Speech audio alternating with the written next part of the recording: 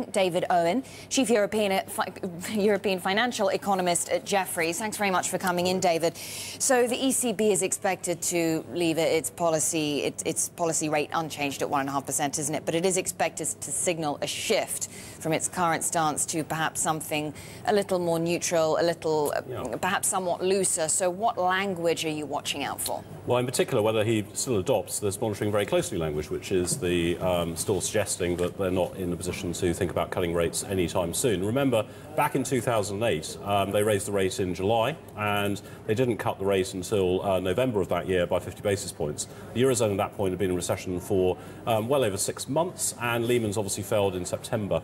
But even in the October meeting of 2008, he was still using that language, monitoring very closely. So, yeah, they're going to revise down the inflation forecast, revise down the growth forecast, maybe a little bit softening of the language, but it isn't the case that they're teeing the market up to expect a rate cut anytime soon, which, in our view, is a policy mistake.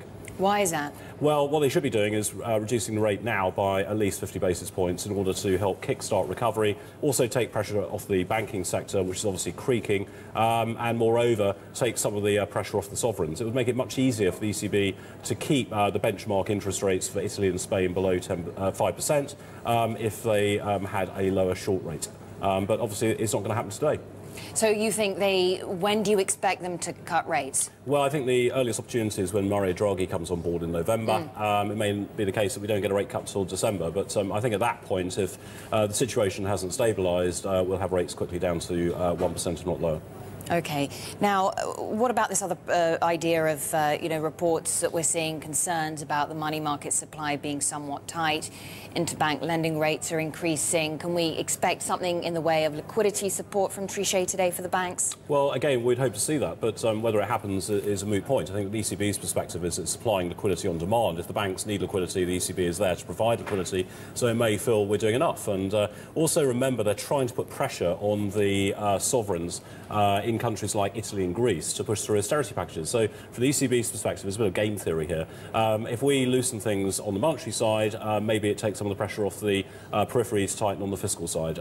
But yeah, they should also be loosening the liquidity provision as well. All right. Now, the Bank of England is also meeting today. Again, we're not expecting any new policy steps. But what is the likelihood of more QE here in the UK by the end of the year? It's grown quite significantly. It's not a done deal, far from it. But if one was taking odds, maybe 60-40.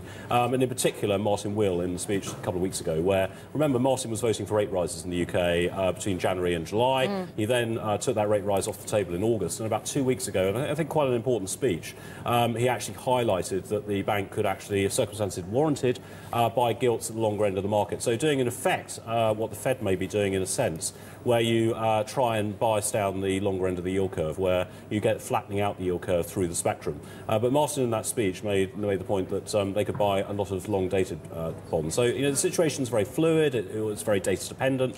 And would that satisfy concerns about inflation?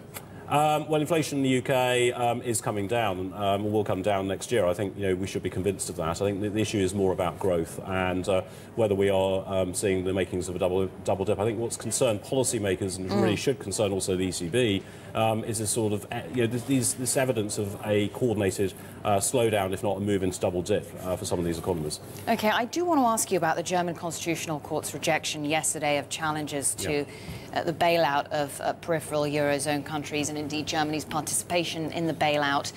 What do you think the implications are for future emergency rescue plans? Because I spoke to someone yesterday who said, listen, it's not going to slow the process down in any way to have this parliamentary committee in the Bundestag approve the bailouts. But actually, we're getting conflicting reports now that it could actually create a very cumbersome process. So what is your thinking on that? Well, we won't know until it happens. I mean, at the end of the day, the worst-case scenario yesterday is that we got, the court ruled in the favour, and it's a disaster scenario. That didn't happen.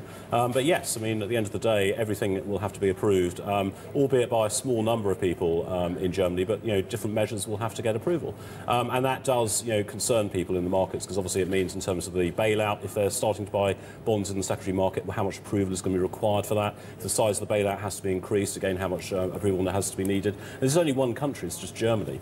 We've got to get through all the other countries ratifying the process going forwards as well. So the ECB is sitting there buying the bonds, obviously hoping that everything gets resolved. But obviously this is not popular at the ECB at all. No, so it's not a sustainable situation. How long could it last? Well, we're getting questions now from a lot of clients about, how big is the ECB or the Eurosystem's balance sheet going to grow by the end of this year? Is it going to be in terms of, the amount of bonds they're going to have to buy before the ESFF is there sort of buying bonds in the secondary market? And, think of a number. If they're buying 10 to 15 billion euros a week, it can easily get to 300 billion of bonds sitting on their balance sheet.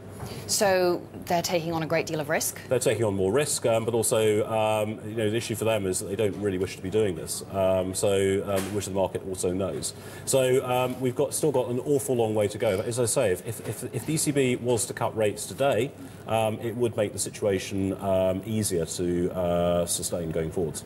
And how worried are your clients about deepening political divisions between the ECB and Absolutely. other countries, Everyone's particularly concerned. Germany? And I haven't met anyone who thinks there's an easy resolution to this. I mean, we're still meeting.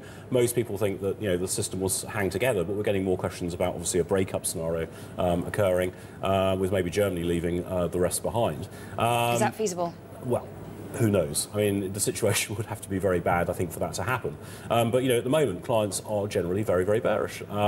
We had some relief yesterday. Spreads came in. The market appeared to stabilise somewhat and risk was back on the table. But people know that there are all these problems still looming. All right, really good to talk to you. Thanks so much. David Owen, Chief European Economist at Jefferies International. Thank you.